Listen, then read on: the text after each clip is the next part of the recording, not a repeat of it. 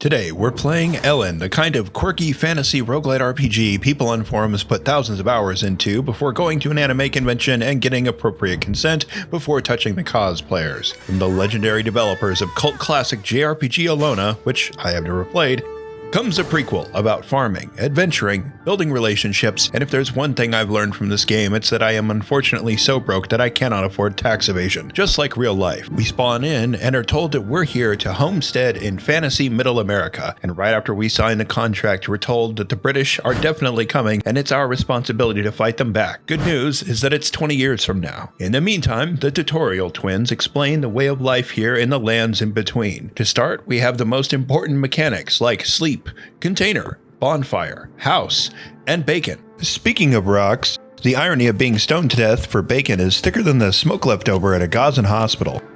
This is a game where the optimal way to train your ability to heal is to be pelted by rocks for playing music in a town square. Pretty early on, I came across this weapon, and I can't overstate how lucky I am with this thing. I mean, I'm like dozens of hours in now, and I still use it. It's one of those little guys from Dragon Quest, the little slime dudes, but encased in amber, and it's also basically a boomerang that does 2d15 damage and buffs my strength by 5, which as a warrior is incredible. I mean, this thing is actually insane, and I've only seen a couple of weapons anywhere near its power after like 10 dungeons.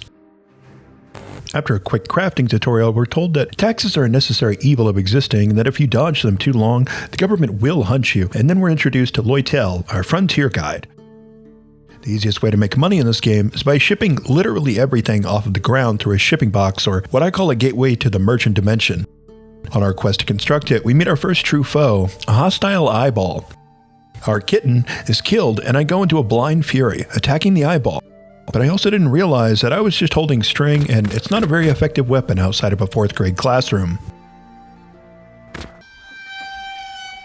The first 90 days of our playthrough were on training wheels, so there's no impact from my death.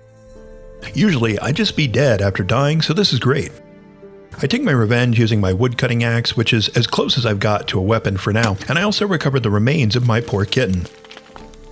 This is the first opportunity that we've had to attempt cooking with meat. I've come to learn cooking is a really important part of this game, but experiencing this for the first time, I'm really just pressing buttons because I don't know what I'm doing, and I think it should help level up my cooking skill. In the middle of it, I accidentally start cooking my kitten's remains, but he's also been resurrected, and I'm remembering this for when the crops fail and Betsy the cow's udders turn into the Sahara Desert.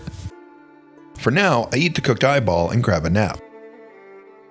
I still need to make the shipping chest, and I've been searching for a stick for a while now in order to make it. You would think this would be something that I could get from chopping down trees, but that's not how this works. In fact, it turns out that it was just handed to me a while ago, and it was left on the ground, and all I needed to do was go and pick it up, but I didn't see that until just now.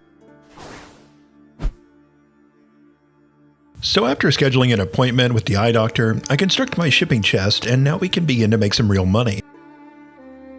Up until now, I've just been ignoring taxes and hoping that the feds don't show up, but that's not a viable long-term strategy unless you're elected president. I immediately set to work finding every piece of garbage I can rustle up to sell because one man's trash is another man's sex toy, and who am I to get in the way of love? After our dumping session, we're told there's a cave nearby ready to be explored. Inside are dangerous monsters, but treasure awaits, and I'm prepared to take it by force. We get a quick rundown on how to make sure we're well equipped for spelunking, but I completely ignore the cute fairy's advice because real men learn the hard way, through colossal failure. I smash a yeek, which is this world's equivalent of a goblin, and then decide to bounce after walking headfirst into a spike trap. See, I'm not sure at this point exactly how healing works, so I decide to go home to sleep to recover. I end up being ambushed on my way home, and if I had been paying attention, I would have noticed that I had already healed almost to full, and I could have continued my adventure, but instead, I just kept fighting and easily beat up these ambushers. But once I get there, Loitel steals my bed. I'm usually the type of guy to offer my bed to a guest while I sleep on the couch, but Bro didn't even ask, so I'm tempted to attack him, but I'm also pretty sure that that's a bad idea, so I curl up in the corner of my grassy abode and accept my fate. Turns out I was farming soy this entire time and didn't know it. Morning comes, and I'm excited to get back out there and tackle a dungeon, but first things first, I've got the munchies.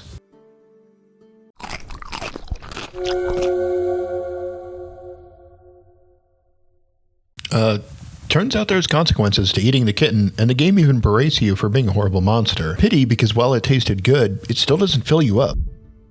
And this is where I finally figure out how to manufacture sticks. Turns out you need a sawmill to process them, and this is going to become a more and more common answer to every question about how to get any resource in this entire game. The good news is I become equipped for war in the same capacity as your average 3rd grader, fully armed with sticks and a bucket on my head. The monsters are going to be terrified, and I'm finally ready to tackle some dungeons. We get a quest to explore the puppy's cave and return with the pint-sized woofer intact. Too bad, I thought they were making me dinner plans. Anyway, now that I'm in the dungeon, I'm attacked by Yeeks, slimes, goblins, and worst of all, circus performers. Turns out his only trick is to gargle my balls, but unfortunately his mercenary friend murders my cat. I'm out of health and decide to run away, and it turns out that in this game, running is a legitimate strategy. I return to camp, rest, and resurrect my kitten, then return to shove my cat's claws up the mercenary's ass. I decide to name my cat Boris because there's no way you can get resurrected this many times unless you come back looking like Boris Karloff. It's here we locate the puppy, whose name is Poppy. Race, little dog. We explore a little bit more and then ditch the cave once it's clearly empty. As we return, little dog is gifted to us in exchange for saving him, so now I can gush to everybody about how he's a rescue. And I'm a very good person, better than they are for getting their pets from a breeder, and then someone would offer me a trophy for being such a saint, but then I'd tell them that kindness is its own reward, and then everyone would clap. Anyway, while we were out, we got our Amazon packages, one of which is an ice chest that we're going to hold on to for the next 30 hours. And also a box filled with poop. It's just filled with poop. I throw away the poop, and actually the ice chest and the Amazon box make for great inventory expansion. I love it when the game anticipates my needs, and also I haven't seen any schematics for the cardboard crafting table yet, but I'm looking forward to the day that I unlock it.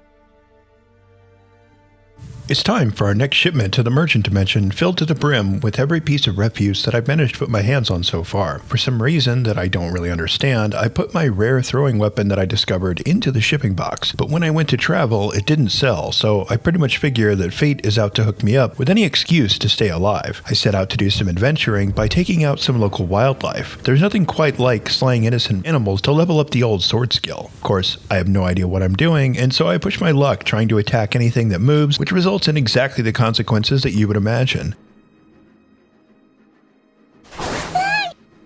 Me respawning and forgetting where I even went to level up in the first place. The game's AI for female characters is currently broken, and unfortunately my home smells like a sweaty femcel's bathroom trash can, so it's time to engage in Operation Spit Shine. Culminating in the creation of my first proper dumpster. I really did assign a maid to clean trash, but she doesn't do a damn thing. It's like feminism has reached Middle Earth. Now that the puppy dungeon is complete, we have a heart-to-heart with Fiamma, one of the tutorial twins. Earlier, she mentioned that we're free to decide our own fate here in the lands in between, as long as we pay our taxes. She asks what we might want now that the world is opening up like a red carpet, and I choose funny. As soon as I get close enough to her, I catch a beating though. So with this video, I only wanted to show the beginning parts of the game without anyone having to see exactly how crazy things become later, but rest assured, they do become crazy. I have played this game quite a bit since. What you saw was really only the first like 5 hours or so, and there was a lot more to see. So if you want to see more, leave a comment down below, and if not, subscribe on your way out. Thanks so much. Bye.